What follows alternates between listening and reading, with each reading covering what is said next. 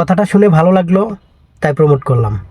হয়তো কারো কাছে ভালো লাগতেও পারে, আবার কারো কাছে নাও লাগতে পারে। শুনুন। ও যে সবাই আমাকে বলতেছে আমি কি মেয়র পদে লড়বো কিনা, এখন মেয়র পদে যে লড়বো সিস্টেমটা কি ঠিক হয়েছে? এজন্য হলো আমরা এজন্য হলো ওই মেয়রে আবার দেখা যাচ্ছে তারা 200 কোটি টাকা নিয়ে নামবে, 300 কোটি টাকা নিয়ে নামবে, সব চোর বাটপার গুন্ডা সন্ত্রাসী একসাথে করবে আমাদের। একদম খাঁটি একটা কথা, চিরন্তন সত্য, একদম বাস্তব কথা। আপনি যতই ভালো হন না কেন, আপনার বিপক্ষ দল 200 কোটি টাকা ব্যয় করবে, যে টাকার মাধ্যমে সত্যকে মিথ্যা আর মিথ্যাকে সত্য। কোনো ব্যাপার না।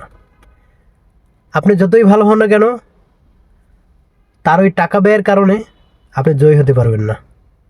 কারণ মানুষ এখন ভালো মানুষের পিছনে দৌড়ায় না, মানুষ এখন দৌড়ায় টাকার পিছনে। যার কাছে টাকা আছে তার পিছনে মানুষ আছে, এটাই সত্য।